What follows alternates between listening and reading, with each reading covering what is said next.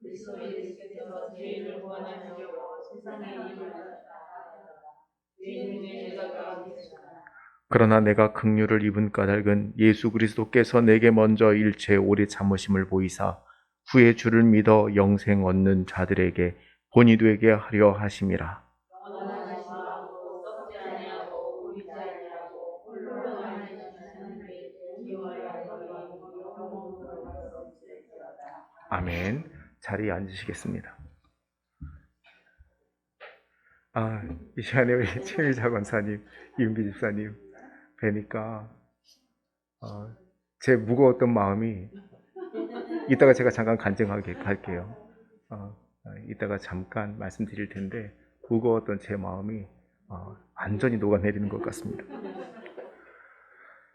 벌써 한 해를 돌아보고 새해를 준비하는 시즌이 됐습니다. 교회력으로는 오늘부터가 시작이죠. 주님 오시기 전 4주를 우리는 대림절로 지킵니다. 코로나의 2년을 보내면서 올 한 해는 어떻게 보냈을까 생각해 보면 참 하고 싶은 건 많은데 하지 못하고 또 하나님 앞에 주님께 충성해야 하는데 충성하지 못한 제목들이 있어서 마음이 어두웠습니다. 개인적으로 한 해를 돌아보고 묵상하는 시간을 가지면서 회개할 게 참 많구나, 반성할 게 참 많구나. 바울이 내가 괴수 중에 괴순이라 이렇게 말했던 그 마음처럼 다름이 아니라 내가 바로 죄인이고 내가 바로 하나님의 뜻대로 살아간다고 하면서 살아가지 못하는 연약하고 부족한 자였구나, 이런 생각이 들었습니다. 믿음이 있는 게 믿음이 아니라 또 예수님 믿는다고 하면서 예수님 닮지 못하는 내 모습이나 또 의지가 굉장히 약하고 주님을 향한 열심이 부족했구나 하는 개인적인 반성을 해보았습니다. 여러분, 의지는 강한 정신력에서 나오는 것 같죠. 그런데요, 몸에 체화되지 않으면 모래성과 같습니다. 몸에 체화되고 그것이 습관이 되고 그 습관이 돼서 그냥 건성이 됐다는 말이 아니라 그게 몸에 체화돼야 그 의지가 변치 않는 의지가 되는 것입니다. 세상적인 일에 분주하고 바쁘면서 주님을 위해서는 또 주님과 함께 하는 시간을 만드는 일에서는 참 게을렀구나. 여러분, 사람의 마음이 간사해서요, 어떤 사람은 백화점에서 고가의 물건을 구입하면서 그 아래 백화점 아래에 있는 마트에 가서는 그 몇백 원 아까워서 그 몇백 원 때문에 인색해진다고 하는데요. 여러분, 주유하는데 기름값이 몇십 원, 심지어 몇 원 저렴한 곳을 발견하면 방금 전 기름 넣고 왔던 그 주유소가 폭리를 취하는 것처럼 이렇게 여긴다고 합니다. 여러분, 대입을 준비하는 학생들이 공부하느라 시간이 없어서 가족끼리 식사하는 시간 잡기가 어렵다고 하는데, 그런데도 친구들과 놀 시간은 있는 거 보면 이게 우리의 모습이고 우리의 삶의 모습입니다. 마음을 어디에 두느냐가 문제예요. 마음을 얼마큼 쓰느냐가 문제입니다. 우리의 길이요 진리요 생명이신 우리를 구원하신 주님을 향한 우리의 마음이 어땠는가. 여러분, 세상적으로는 12월이 끝나야 새해가 돼야 첫 시작이지만 오늘 우리가 구주강림 첫 번째 주일을 맞으면서 이미 미리 우리의 마음을 새롭게 하고, 그리고 이제 새 시작이다, 다시 희망을 갖고 새로운 결단과 믿음으로 나아갈 수 있는 우리 모두가 되기를 축원합니다. 여러분, 가장 크게 번성하고 회개할 것이 제 자신에게 있었습니다. 그것은 예수님을 믿지만 잘못 믿고 있다. 여전히 세상에 길들여지고 있고 목회자로서 인간적인 생각이 많아서 그러다 보니까 불필요한 말도 참 많고 불신앙적인 모습이고 염려 근심이 많구나. 제 스스로의 모습을 돌아봅니다. 그리고 얼마만큼 예수님을 닮으려고 했던가, 얼마만큼 예수님 닮으려고 노력했는가. 예수님처럼 살자, 우리가 예수님을 향한 신앙과 믿음을 잃어버리면 그 신앙은 가짜다, 거짓이다 이렇게 예수를 강조해 왔지만, 그런데 정작 나 자신은 예수를 닮기 위해서, 예수의 마음을 품기 위해서, 또 예수님께서 전하신 복음을 굳게 믿고 복음을 전하고 영혼을 구원하기 위해서 얼만큼 애썼는가. 말과 행실은 얼마나 예수를 닮았으며 또 생명을 대하고 작은 자, 약자들, 이런 세상의 일상 속에 있는 사람들을 대하는 저의 모습은 어땠는가. 정말 예수님 닮아서 예수님 모습처럼 행했는가. 세상에 많은 이들이 신음하고 있고 아파하고 있는데 주님이 바라보면 참 그 가슴에 긍휼함과 자비하심 때문에 목자 없는 양과 같아서 그 마음이 슬프셨을 텐데, 나는 그 슬픈 마음으로 세상에 고통받는 사람들, 또 세상의 어려움과 환난 가운데 있는 사람들, 주변의 이웃들을 바라보았는가. 그저 내 기분과 감정대로 그렇게 보지는 않았는가. 우리의 성품이 예수님을 닮고 그리스도의 향기가 나고 있습니까? 되돌아보니 부끄럽고 창피한 것들이 참 많습니다. 바울은 디모데에게 편지하면서 죄인 중에 내가 괴순이라 이렇게 고백을 하는데요. 여러분, 전에 내가 그 죄인 중에 괴수라고 말하는 것일까요? 아니면 지금 예수를 믿고 있는 지금 자신의 모습이 내가 죄인 중에 괴수다 이렇게 말하는 것일까요? 13절에서 바울은 내가 전에는 비방자요 박해자요 폭행자였으나 내가 믿지 아니할 때 그때는 내가 알지 못하고 행하였음이라 이렇게 고백하죠. 그러니까 지금은 죄인 중에 내가 괴수라는 말은 지금은 아니고 예전에 그랬다고 하는 말, 지금은 아니라는 아니라고 장담하는 말일까? 물론 그렇게 해석할 수도 있습니다. 그런데 그는 여전히 자기 자신을 죄인 중에 괴수라고 여기고 있는 것 같습니다. 로마서에 보낸 편지에서 바울은 뭐라고 고백합니까? 오호라, 나는 곤고한 자로다. 마음으로는 하나님의 법을 따르지만 육신이 약하거든요. 마음으로는 하나님의 법을 따르지만 내 안에 또 다른 법이 있어 육신의 법을, 죄의 법을, 사망의 법을 따르는도다. 이렇게 그가 탄식했습니다. 자신을 이런 괴수라고 여긴다고 해서 정말 정체성이 그렇다는 말일까요? 그건 아니겠죠. 그만큼 내 자신이 하나님 앞에 부끄럽고 연약하고, 그만큼 내 자신이 하나님 앞에 내세울 것 없고 주님 앞에 주장할 것 없고 그렇다고 하는 자기 회개와 반성 아니겠습니까? 그래서 오히려 한 해를 되돌아보면서 참 부족하고 연약한 것이 많은 제 자신에게 이 말씀, 바울이 말하는 이 고백이 저에게는 큰 위로가 되었습니다. 그럼에도 불구하고 바울은 16절에서 이렇게 고백하죠. 내가 긍휼을 입은 까닭은 예수 그리스도께서 내게 먼저 일체 오래 참으심을 보이사 후에 주를 믿어 영생 얻는 자들에게 본이 되게 하려 하심이라.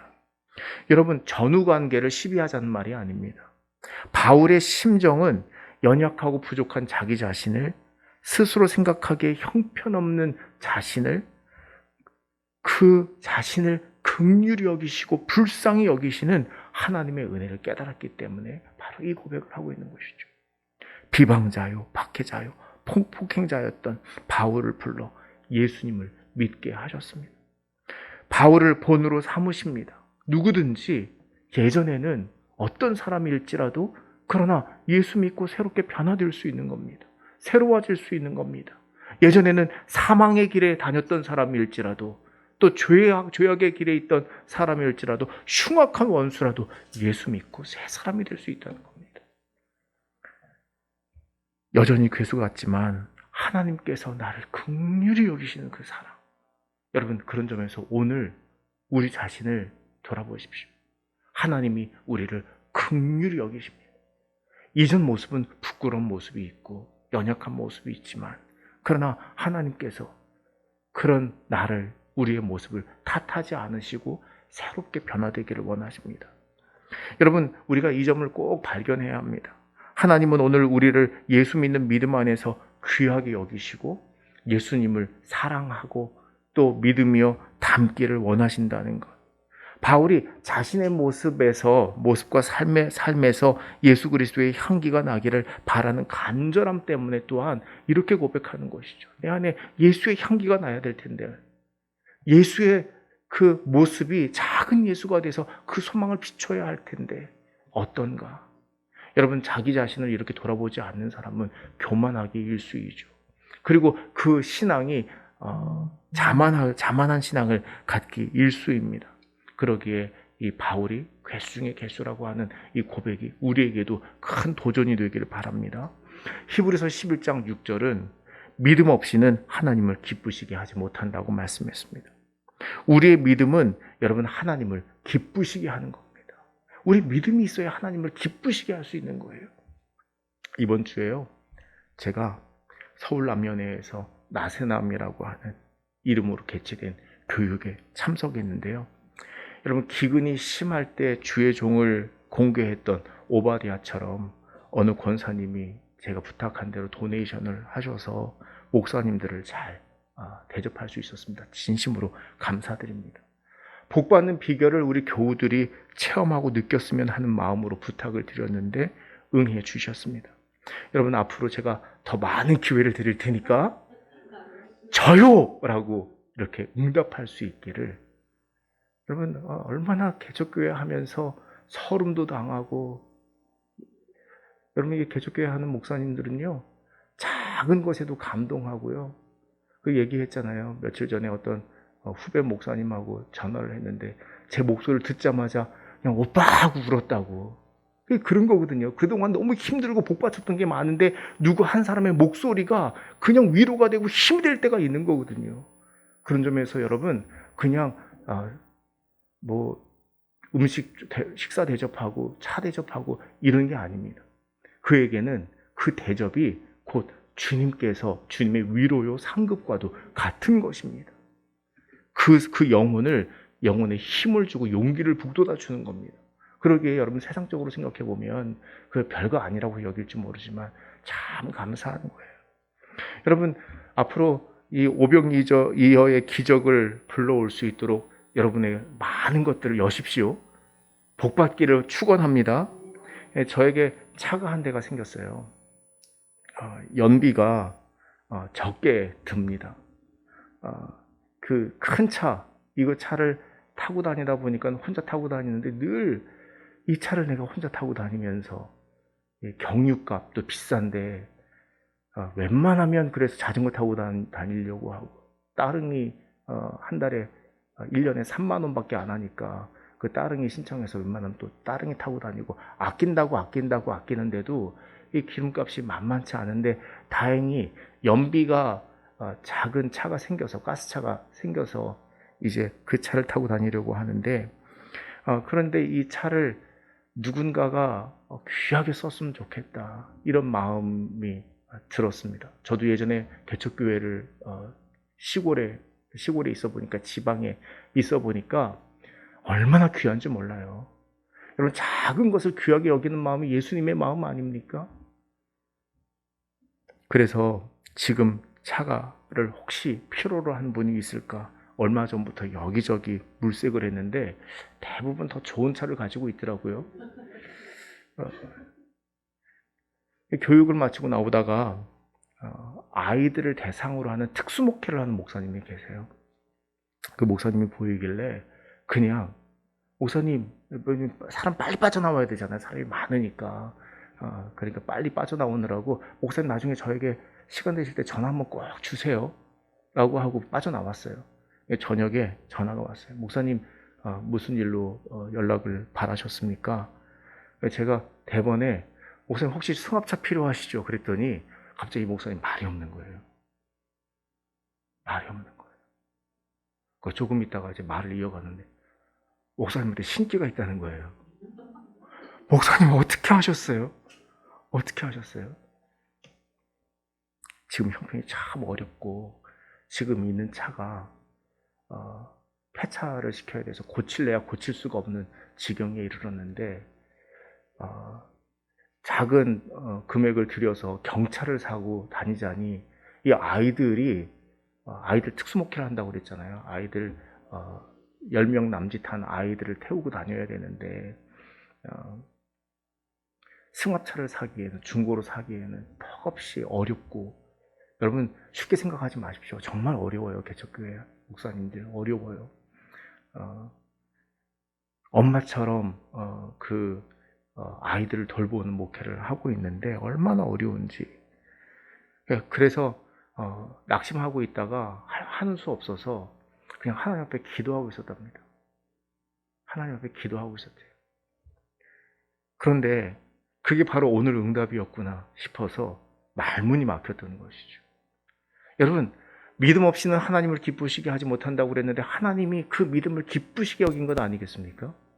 제가 오늘 아침에도요, 우리 사실은 최미정 원사님하고 이은비 집사님 기도 며칠 전부터 기도하고 있는데 이번 주에는 꼭, 그런데 오늘 나오는 거 쉽지 않으셨을 거예요 아마. 네, 그런데 네? 쉽지 않으셨을 거예요. 근데 기도하는 가운데 하나님 걸림돌을 제거해 주시옵소서. 기도했죠. 그런데요, 하나님께서 오늘 제 믿음도 기쁘게 여기셨던 것 같아요. 우리 권사님, 집사님 이렇게 뵈니까 얼마나 기쁜지. 하나님께서 그 믿음을 기쁘시게 여기는 것 아니고 뭐겠습니까? 그 목사님의 믿음을, 정말 간절히 바라는 그 믿음을 기쁘시게 여기시고, 주님께서 세상적으로 보면 좋은 차도 아니지만 그래도 그것을 필요로 하는 사람에게 적절하게 하나님께서 역사하시는 은혜가 아니고 무엇이겠습니까? 히브리서는 그래서 계속해서 이렇게 말씀합니다. 하나님께 나아가는 자는 반드시 그가 계신 것과 그가 자기를 찾는 자들에게 상 주시는 이심을 믿어야 할지니라. 여러분, 하나님을 기쁘시게 할 만한 믿음을 가지시는 저와 여러분이 되시기를 축원합니다. 주님께서 너희가 내 안에 거하고 내가 너희 안에 거하면, 내 말이 너희 안에 거하면 무엇이든지 원하는 대로 구하라고 요한복음에서 말씀하고 있습니다. 너희가 내 안에 거하고 내가 너희 안에 거하면 무엇이든지. 여러분, 그 주님께서 거하고 또 내가 주님 안에 거한다는 건 무슨 말일까? 여러분, 다르게 어렵게 생각할 필요가 없습니다. 하나님 기뻐하시는 믿음을 말씀하고 있는 거예요. 하나님을 기쁘시게 할 수 있는 그 믿음, 그걸 가지라는 말씀은 아니고 무엇입니까? 바울과 실라가 빌립보에서 억울하게 매를 맞고 감옥에 갇혔습니다. 발에는 착고가 차인 채 그 발이 까질 정도로 강하게 묶여 있었습니다. 포승줄에 묶였다는 말은 없지만 어둠이 그들을 감싸고 있었고 거짓말과 모함이 그들을 두르고 있었습니다. 그러나 바울과 실라는 그때 하나님을 기쁘시게 할 만한 믿음을 갖습니다. 영혼이 절망을 맛보는 한밤중에 그들은 기도하고 하나님을 찬송했습니다. 지진이 났죠. 믿음이 없으면 이것은 그냥 천재지변에 불과할지 모르지만 믿음으로 보면 하나님의 역사인 것입니다. 옥문이 열렸고 바울과 실라의 기도 소리와 찬송 소리를 듣던 다른 죄수들이 마음에 감동했던 것일까요?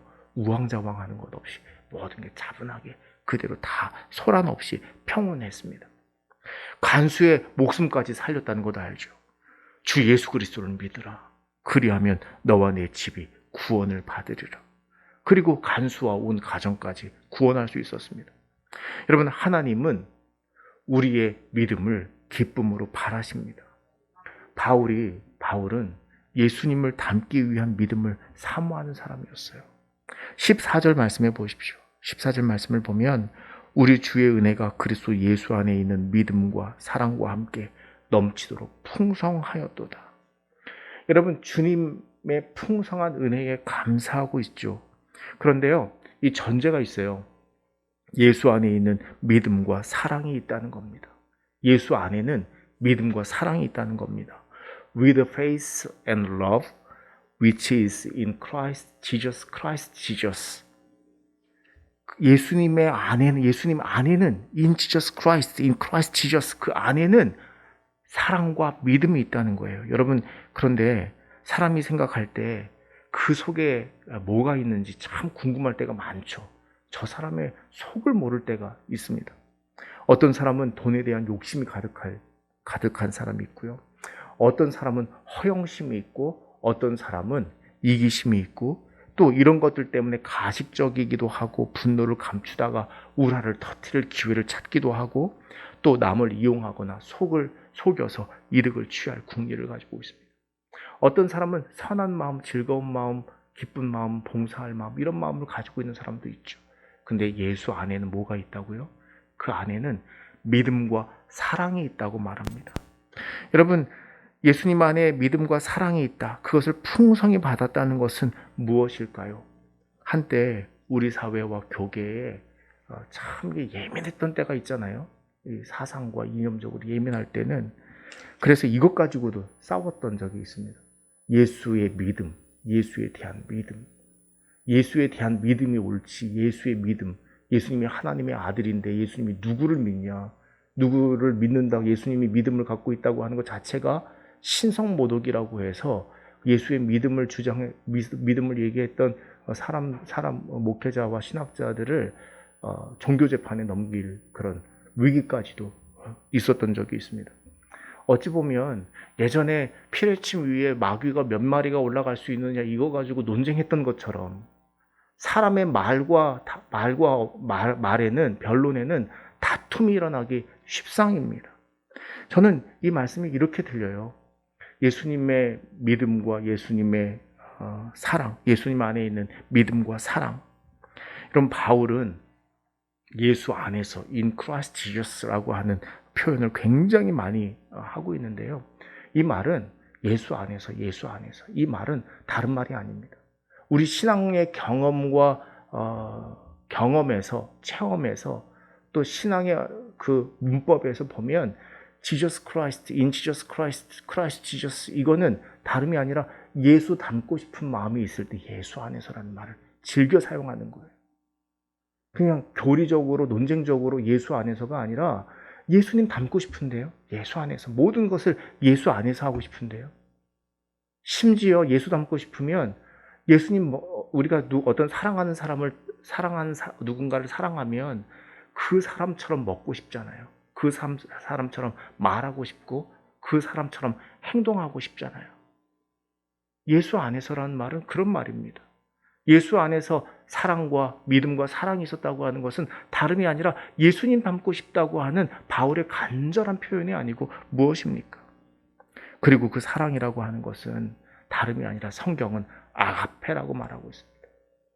조건 없이 제한 없이 그저 넉넉히 부어주는 사랑. 그 사람이 어떤 율법적인 기준과 도덕을 세워서 이것을 잘해주면 제가 얼마 전에도 얘기했죠. 자녀에게 뭐 해주면 집에서 남편이 뭘 해주면 아내가 뭘 해주면 그냥 해주면 되는데 꼭 조건을 달면 해줄 거면 그냥 해주지. 제가 집에서 어렸을 때 잘할 때 들었던 말도 이런 말 참 많이 들었습니다. 해주려면 설거지 해주려면 그냥 해주지 꼭 한 소리 하고 한다고 그럼 차라리 해주지 않는 게 낫다고. 여러분 그렇잖아요. 그런데 예수님께는 그런 것 없이 그냥 사랑하는 마음으로 있는 그대로 해주시는 거예요. 도와주시는 거예요. 예수님을 닮고 싶어하는 바울의 진정한 마음의 표현, 은혜를 경험하고 구원하는 구원의 확신을 가져보십시오. 예수님을 사모하는 마음과 닮고자 하는 마음이 저절로 우러납니다. 살아서 역사하셨던 주님의 은혜의 순간들을 기억해 보십시오. 죄에서 구원하셨던 예수 그리스도에 대한 감사와 은혜가 샘솟습니다. 바울은 온갖 예언한다는 사람들이 예루살렘에 들어가지 말라고 경고함에도 불구하고 그곳에는 결박과 환란이 기다린다고 하나 그럼에도 불구하고 나는 성령에 매여 예루살렘에 가노니 나의 달려갈 길과 주 예수께 받은 사명 곧 하나님의 은혜의 복음을 증언하는 일을 마치려 하면은 나의 생명조차 조금도 귀한 것으로 여기지 아니하겠노라 했습니다. 그만큼 예수님을 닮고 싶은 마음이 바울에게 충만했어요. 예수님의 그 죽음까지도 담고 싶은 그 생애의 모든 모습을 담고 싶은 그 마음을 이제 한 해를 마무리하고 한 해를 새롭게 시작하는 이 절기에 우리가 그 마음을 가질 수 있지는 않을까. 세상적으로 살아봤지만 내 생각대로 살아봤지만 내 뜻대로 살아봤지만 그리고 내 성품과 내 혈기와 내 욕정을 가지고 내 생각과 뜻을 가지고 살아봤지만 그것이 되돌아보면 얼마나 추하고 얼마나 연약하고 부끄러운 것인지 깨닫기에 예수처럼 살고 싶은 마음, 우리 여러분 이 시간 그 마음을 사모할 수 있기를 바랍니다. 좀 참으면 되는데 화를 냈던 모습이나 좀 너그럽게 용서하고 이해하고 받아들이면 되는데 날카로웠던 모습이나 또 좀 더 넉넉하게 손을 길게 내밀었으면 좋았을 텐데 마음이 인색해서 손이 짧았던 순간들이나 그 순간에는 그게 내 마음에 합당하고 흡족한지는 모르지만 돌아보면 예수님과 비교해서 예수님의 안에서 생각해 보면 얼마나 부끄럽고 연약한 모습입니까? 예수님을 온전히 닮고자 십자가 고난을 당하신 예수님의 생애의 결말까지 담고자 했던 담대한 믿음을 바울은 가지고 있었습니다. 내가 그리스도와 함께 십자가에 못 박혔나니 그런즉 이제는 내가 산 것이 아니요 육체 오직 내 안에 그리스도께서 사시는 것이라. 갈라디아서 2장 20절에서 그리스도 예수의 믿음과 사랑이 그 속에 충만한 자는 내 안에 그리스도께서 사시는 새로운 생명과 그 생명의 삶을 사모하게 되는 겁니다. 예수님을 닮으려고 하는 담대한 믿음이 있으면 하나님께서 붙드시고 부활하신 주님께서 함께 하심을 느끼고 체험하게 되는 거예요. 다시요. 예수님을 닮으려고 하는 담대한 믿음을 갖잖아요. 그러면 하나님이 붙드시는 것을 체험하게 돼요. 부활하신 주님께서 함께하고 계심을 경험하고 느끼게 됩니다. 주님께서 밤중에 바울 곁에서 붙들어 주셨습니다. 감옥에 예루살렘에서 체포되어 감옥에 갇혔을 때 담대하라. 내가 예루살렘에서 나의 일을 증언한 것 같이 로마에서도 증언하여야 하리라. 어떻게 보면 그 심령 가운데 불안과 염려와 또 연약함이 찾아왔을지 모르지만 그때마다 하나님은 붙들어 주셨습니다. 내가 약할 때 가장 강함이니라. 주님을 닮고자 하는 믿음이 있으니까 주님께서 기도하실 때도 성령이 도우셔서 그 피땀 흘려 기도하시는 그 예수님을 도왔던 것처럼 예수님을 닮으려고 하니까 하나님께서 성령을 통해 부활하신 예수 그리스도를 통해서 연약한 나를 붙드시고 힘주시고 능력 주시는 것을 체험하는 겁니다. 고난 가운데 있잖아요. 어려움 가운데 있잖아요. 슬픔 가운데 있잖아요. 때로는 되는 일이 없어서 낙심하는 일이 있잖아요. 되는 일 하나도 없다고. 분영할 때가 있잖아요. 그런데 예수님 닮으려고 하면 하나님께서 붙드시는 은혜를 경험하게 되는 거예요. 체험하게 되는 거예요. 예수님은 예루살렘에서 그 사역과 사명의 완성을 이루셨죠. 바울은 예수님 닮고자 하니까 또 어떤 사명이 주어져요? 로마에서, 예루살렘이 아니라 로마에서 그 사역의 완성이 준비되어 있었습니다. 로마로 압송되는 중에서도 신기한 것은 바울은 벨릭스 총독 앞에서 아그리빠 왕과 버니게 앞에서 복음을 전했죠. 심지어 광풍으로 배가 부서지고 파손될 위기와 상황 속에서 몇 날 며칠도 해와 달도 보이지 않는 구원의 여망마저 없는 그 상황에서 두려워하지 말라. 내가 가이사 앞에 서야겠고 또 하나님께서 너와 함께하는 자를 다 내게 주셨느니라. 그 주님의 음성이 그를 붙드셨습니다. 여러분, 우리가 예수 닮는 믿음 가운데 하나님께서 여러분 그 심령을 붙드시고 힘주시고 용기 주시는 것을 체험하십시오. 어제 제가 존경하는 목사님, 어느 목사님께 전화를 드렸는데 이 목사님이 췌장암 다행히 3기 때 발견이 돼서 지금 치료를 받고 계신데 인터넷으로 이렇게 보니까 참 많이 여유시고 수축한 모습을 보니까 마음이 아팠어요. 전화를 드려야겠다. 오래 가기 전에 오랜만에 전화를 드려야겠다. 목사님께 전화를 드렸죠. 근데 목사님께 제가 물은 게 있어요. 항암 치료하는 분들에게 제가 꼭 묻는 거 있어요. 묻거나 권면하는 게 있습니다. 힘드시더라도 잘 드셔야 합니다. 왜냐면 제가 경험했거든요. 옆에서 지켜봤거든요. 힘드시더라도 잘 드셔야 합니다. 목사님 기도할게요.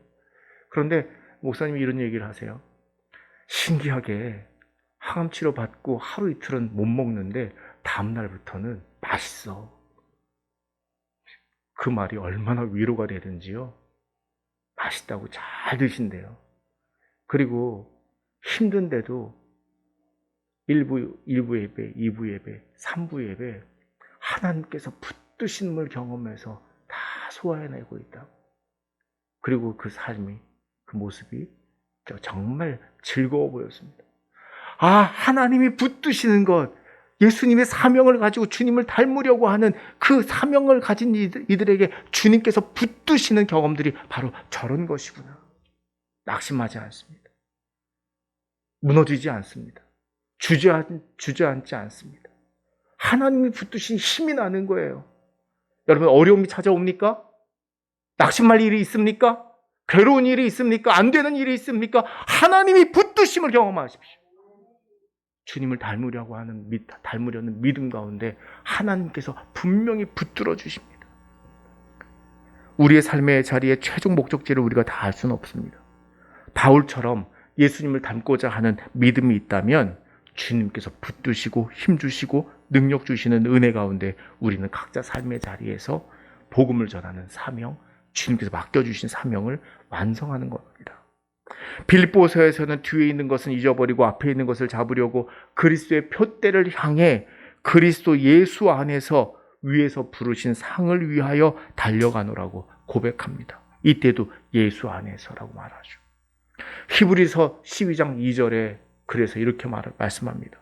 믿음의 주요 또 온전하게 하신 이인 예수를 바라보자. 예수를 바라보자.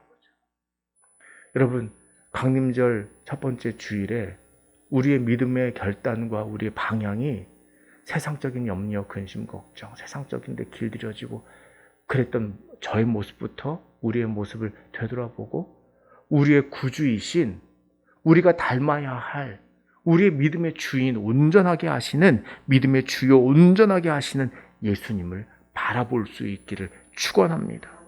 예수님을 닮으려고 하는 믿음은 하나님을 기쁘시게 하는 믿음입니다. 예배하고 찬송하며 기도하고 믿음을 구하십시오. 믿음이 없으면 안 되는 것 같아 보이고 안 되는 것 같아 보여요.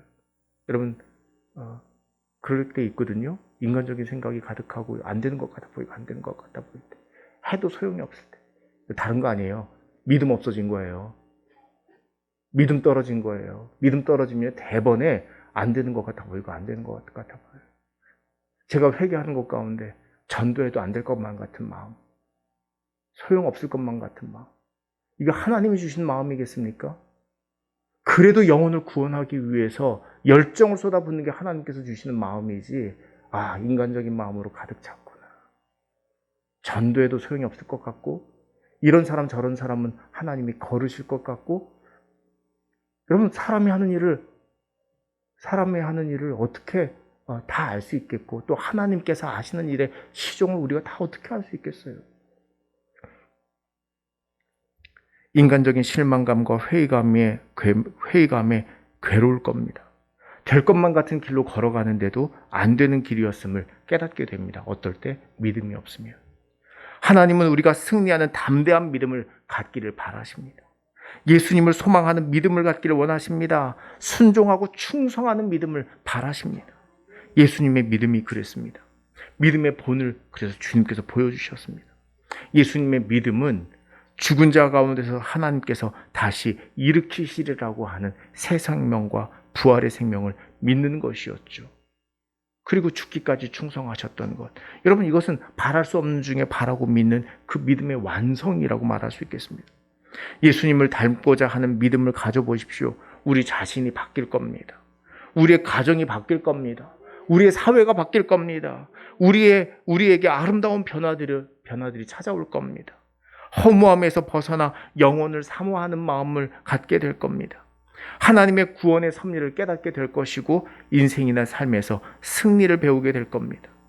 대림절 시작하는 첫 번째 주일에 우리를 구원하시기 위해 오신 예수 그리스도에 대한 닮음을 사모함으로 세상에 나아가서도 주님께서 그러기에 붙드신다고 하는 또한 믿음까지 가지고 승리하시기를, 담대히 승리하시기를 주님의 이름으로 축원합니다. 우리 기도하겠습니다. 우리 같이 기도할 때 하나님 내 믿음을 새롭게 하시고 예수 담는 믿음, 예수님의 성품을 담는 믿음, 그래서 예수님처럼 살기를 원하오니 주님 우리의 믿음을 더하시고 붙드시옵소서. 우리 같이 사모하는 마음으로 기도합시다. 기도합니다.